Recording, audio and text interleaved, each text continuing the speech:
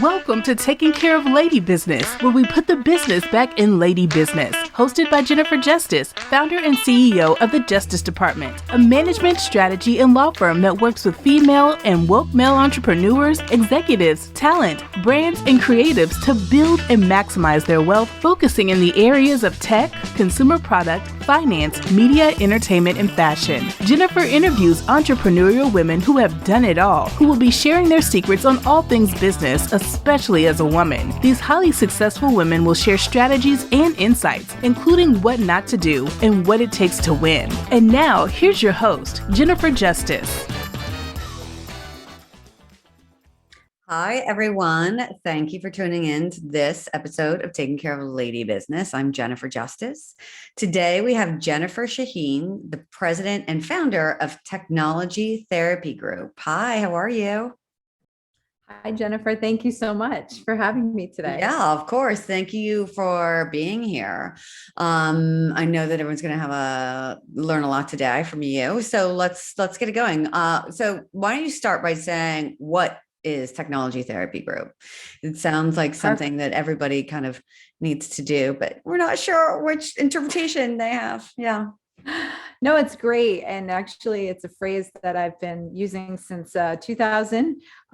So what Technology Therapy Group is we are an online education platform for growing businesses. We do on-demand trainings, we do one-on-one mentoring. And then if you actually need more support, we actually do the implementation work for people. So it's all around getting your business up to date on the world of digital. What does that mean exactly? Is it like in social media or is it like software? What is it? That's a perfect question. And that's the thing is, as you probably know, there are a lot of companies out there that do just social media. They do just search engine optimization. They do just advertising. And really what we do is we like to look at your business holistically. So it isn't just one thing because digital is integrated into so much of our businesses. What we really do is help customers and clients and companies really understand how to leverage digital in whatever part of their business they need growth in, or overarching strategically looking at it with them all together. Okay. So, I mean, I think a lot of people, women in particular know about like social media and how you need to be out there. Do you also help them when it comes to like what kind of software things you want to use to be more efficient in your business? Question. Yes. Absolutely. Like one of the things we're doing right now with someone is we actually have that conversation. Like you've hit a plateau and you can't figure out where to go, what to do next. And sometimes it's based on your technology. So we definitely will have those conversations from a strategic level. And we also have that conversation from a buy-in and implementation perspective as well. So we will work with clients not only to help them find the right software, but also identify growth with that software. So will it integrate with certain things that they might be using? This happens a lot with our e-commerce shops where you start an e-commerce store and then you go, oh, I need an accounting software to connect to that. How do I do that? And so that's a lot of what we'll do is sort of, and we also help you understand what you don't know to think about, right? Because that's one of the things on our website. It says, I don't know what I don't know. So we're helping you think a couple of steps ahead. And you started this when you were in college? I did. 1997. I was a junior at Hofstra University. The company's been through iterations. We started in one way, and then we've sort of grown and morphed and changed over the years to what the market has really needed. So when you first started, like, how did you know that after you graduated from college, like this was something that you could really grow, right? I mean, it's so daunting for women in particular, usually, to start your own business, and in technology, which it's like in particular then, like no one is really thinking. The audacity of you. I love that. So I think it really is two things. First off, I have a really amazing mom. She's always been a working mom. And so I was a junior in college and I was reading a lot about entrepreneurship. And I said, I really want to own my business. She said, do it now. You have no debt. Do it now. And I have to really accredit my mom for that, because she really had me thinking, yeah, this is a great idea. I should do it while I'm young. And if I'm going to fail, then I don't have to worry about what I'm going to lose, because I had nothing to lose. Right. So it was really amazing advice to get. But basically, the business sort of grew almost organically. I was selling computers at Circuit City, show my age. And people would say, you explain technology so much, can you come home and teach me? So I literally started like right there. Is like, sure, I can do that. And then I called someone locally and said, are you allowed legally to teach adults? And they said yes. And they asked me why. And they brought me in for a job interview. And then I started teaching for another company. And people in class would go, yeah, this is great, but I don't want to do this. Can I hire you to do this? So it was sort of honestly somewhat organic. I did get lucky in that way, is that I started with something which was a passion, and then it grew in that fashion. And was it always called Technology Therapy Group? It was not. Okay. When I started it, we were, in the early, 97. So we were still in that era. So we were actually e-business creations, because we were electronic business, right?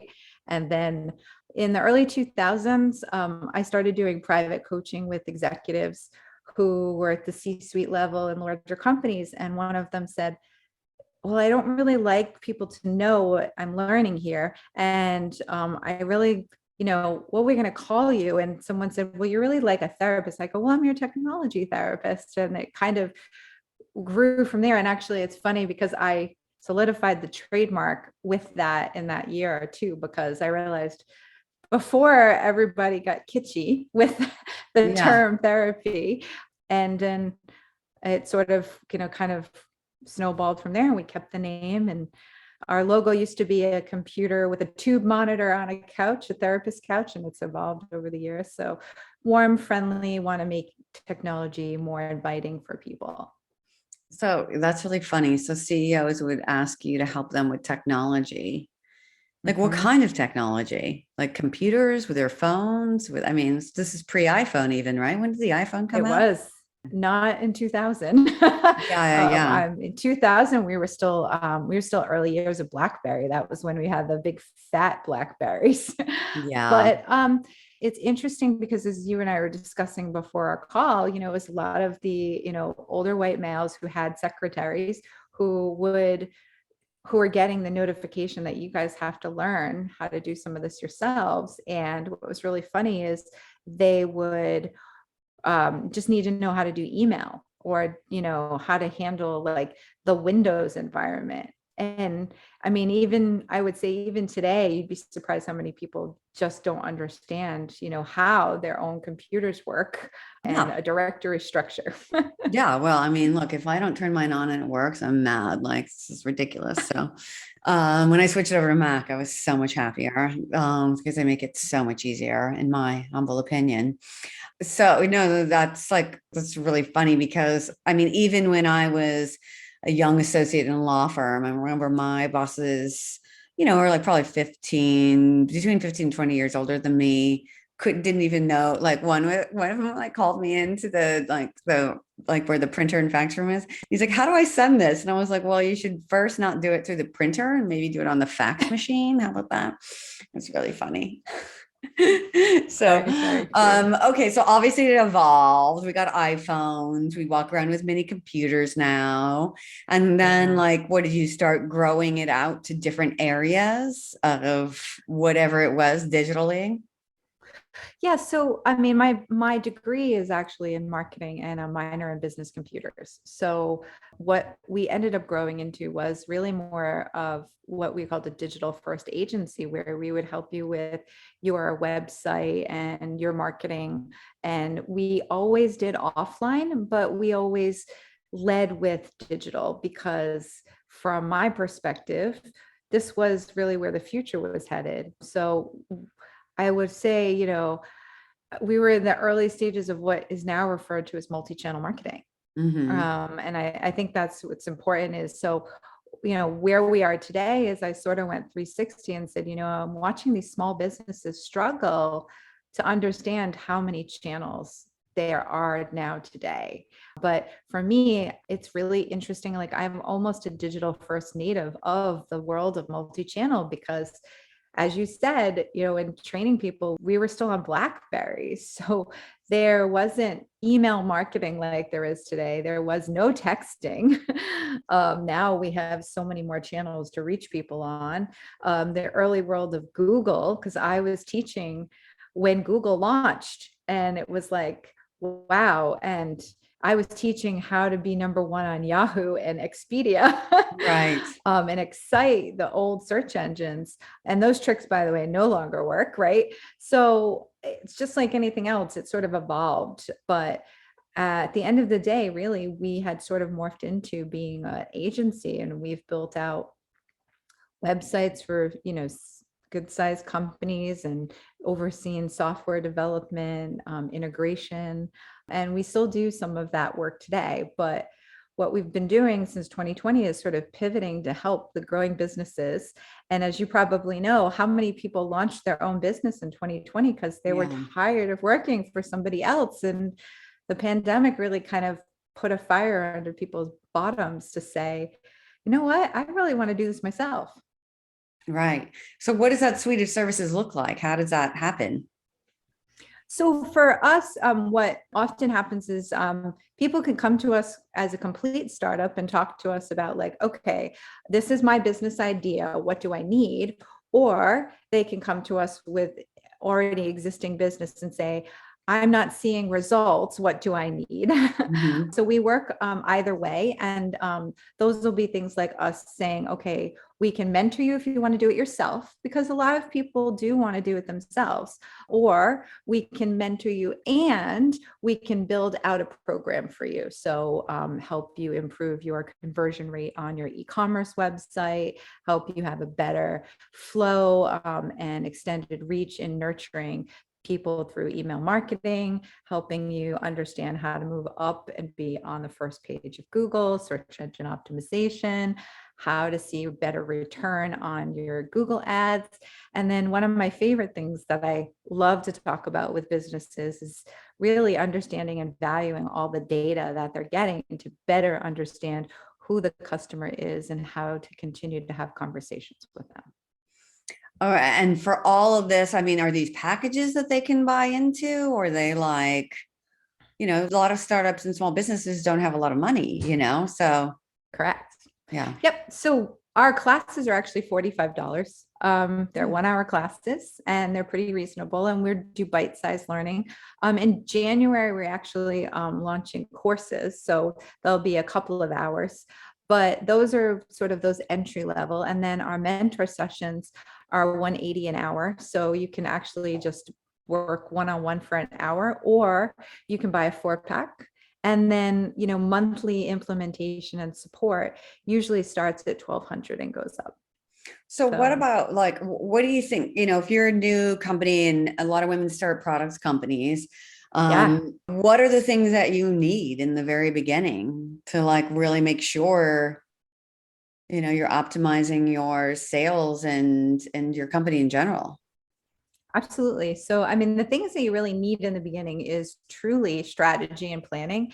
And, one of I think the most important things that most businesses fail at is actually planning out all the things that they need to do. And then it's sometimes difficult to do that if you don't know what that is. So that's actually usually the first thing we start with, is really talking about, where is your business today? Where do you need it to be in 3 months or 6 months?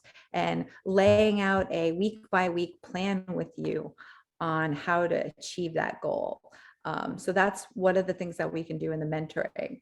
And then in the implementation side, not only do we do that, but then we help execute on that. So your team will come in and help. So they don't have to hire their own people to do it, because they're not necessarily ready to hire those people. You guys will come in and help execute it, and then follow up with, like, results, or with, like, Always. right, do a deep dive in, like, how we could do better, etc. Yeah. So let's use a perfect example. Like most business startups know they need some kind of a website, Would you agree? Yeah, of course. I have one. Absolutely. Right. Okay. So one of the first things that we do when we launch a website is we not only set up your Google Analytics, but the things that people don't think about is so I have this Google Analytics, what do I do with it? Right. So we set up oftentimes goals. So a goal is where when someone fills out a form on your website and you've captured their information, you've got them to convert, that's a goal. So when we've got someone who is visiting our website and we wanted them to do something and they achieve that, we set those goals up for them. And sometimes that's one of the first things I see is when I look at somebody's Google Analytics is I say, well, you have a form on your website. Do you get entries through your forms? And they'll say, yeah, I do. I'll say, do you know what converted them, where they came from, social or, oh no, I have no idea. That's what Google Analytics will do. So that's one of those I didn't know what I didn't know moments. Right. Yeah. And so you help them to identify, and then you can retarget them for. Yes. So we can, but also think about how we spend money. So if we're spending money on Google ads or Facebook ads, or even if we're just spending our time posting organically on LinkedIn, how do you know it's working? Yeah. Is if you're driving people to your website and then you have those information of conversions, then it will give you better insights to know where you should continue to spend your time. Right. I mean, for the most part, are these kinds of things necessary for just product businesses, or like, what about service businesses? So with a product business, remember, if they're selling their product, then you also want to set up your metrics to track the sale of the product. And then the other thing that I often look at with the sale of a product and data is to understand, the value of the sale per channel. So are you getting a higher value sale from somebody who comes from Instagram versus somebody who comes from, let's say, Facebook or even Google Organic? So there's some things that, when you're looking at setting up your business there, that can be important. But on the service side, so if you're a consultant, a coach, anything B2B, you have as much to track as someone who is selling a product, because your time is often just as much of a commodity as dollars are. So you need to nurture that. So I'm working right now with a professional speaking coach, and we're rebuilding her website because she's just not seeing the return from her visitors. So what do you mean she's not seeing a return? Like people Return will look investment. and then she won't they won't come back or hire her. They're not converting. So yes, Got it. exactly. She's not getting phone calls, or she's not getting people who fill out a form to take the next step. And one of the biggest things is, if you look at a lot of websites, Jennifer, you would probably say, there's not that, like, you're not there to hold their hand. So you have to find ways to do that virtually. Keep coming back and hire you and all of those things, and make it like easier to understand what you're doing. Yeah. Mm-hmm. And social media, do you take a part there and help in that area as well? We absolutely do. So with social media, one of the things that I always encourage people is really to do the social media themselves and to work with someone to help them with strategy. And the reason is because social media is meant to be really natural, meaning it has to connect to you as the human being. So if you outsource that to a firm, you often don't see as good of results as you would if you do it yourself, because if you go outside and you take a picture of your product, you might need a little guidance on the kinds of pictures to take and what to do. But it is really helpful for you to be doing that yourself, because it will help you get more ideas. And then we'll want to look at the data with you. Like, are the right age groups looking at your Instagram posts or your Facebook post? Are they the people that you would expect to buy your product? So I actually often encourage small businesses not to outsource their social media, but to work with someone to develop a strategy on posting, understand that this is one thing that we work with people all over the country. So sometimes when you work with somebody in California, it's not the same as working with somebody in, let's say, Indiana. Mhm. And what resonates in California doesn't necessarily resonate in Indiana. So that's one of the things that's important is if you're a local business, you want to make Right. sure you're working with someone who understands your market and is going Familiar with to the market, understands the tone and exactly, tenor and everything, right? And the creative absolutely. direction, et cetera. Right. No, I think I was really confused about that when I first started. Like, what's the difference between somebody who is a strategist in social media versus somebody who executes in social media? And they're two totally different things. Yes. And I have a young, like he designs women's shoes and he's like really meticulous about things, but I make him do his own social media because, he's meticulous about how a shoe is photographed and it's really important. But by him staying on top of it himself, he grew his following a lot faster than the person he had hired 6 months ago because he knows what connects with his customer better than someone else. And that's Right. important because you start your business because you love what you do. You may not always love all the platforms you have to do it on, but you do love what you do. Right. No, I know it just takes a lot of time putting all that together. Well, one of the pieces of advice that I always give, and I love that you brought that up, is it takes a lot of time, is that I think the worst advice people get is that they have to be on every platform. And I don't agree with that. I often feel as though you need to protect your name on a platform, but really understand what's comfortable for you and is your customer there. And then just, narrow it down, pick one or two platforms to be strong on because you don't have a lot of time and you cannot be everywhere. And just like in business, you can't be all things to all people. So it's so much better, especially when you're growing, that you be specific and focused. How do you determine which ones, though? Well, you do need to understand who your customer is, right? So who are you designing your product for? What problem did you solve?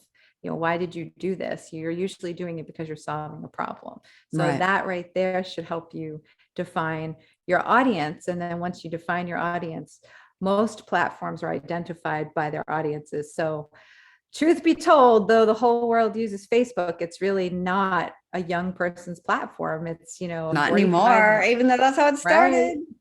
Yes, Yep. exactly. And it's interesting because you're seeing this happen with TikTok now, right? Like TikTok is the 18 to 24-year-olds. Now, don't get me wrong, there are plenty of people who are older than 24 on TikTok, but they don't quite use it the same way as those younger audiences. And then we Yeah. could say And it's there's definitely plenty getting of older. 13. Yeah. Exactly. Yeah. Right. Yeah. So when So people first come to you, I mean, what do you think that, when you see an advice, like this whole podcast is for advice for women and how they can optimize their businesses and their wealth.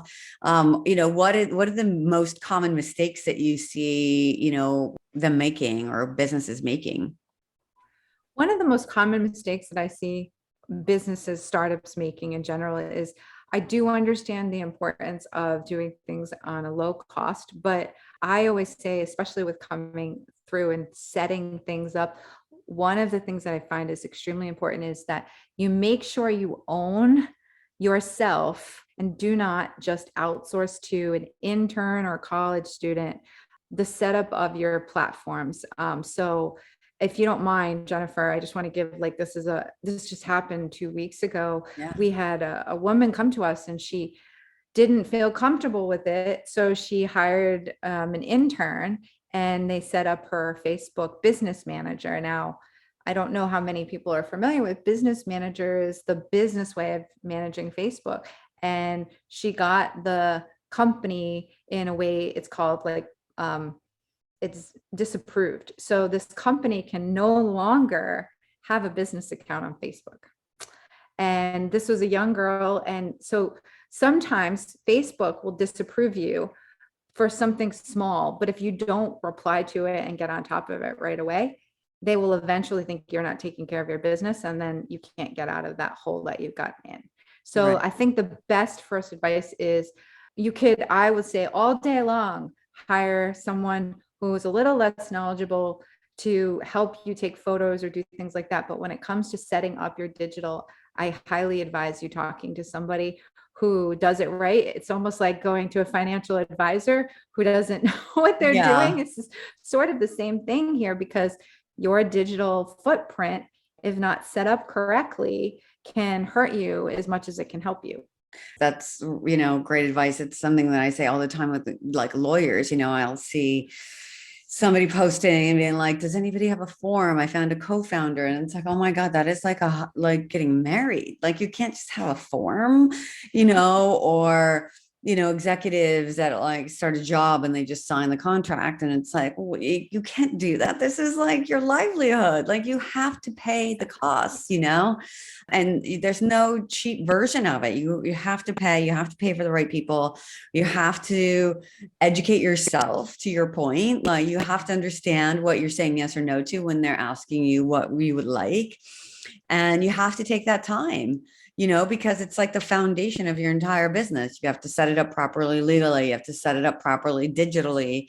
You have to set it up properly from a tax basis, and you have to set it up properly with whoever you're starting the business with, and those are all really good, points, and something that somebody might not necessarily think of, when is it is it ever too soon for people to hire you? They can start with an idea, right?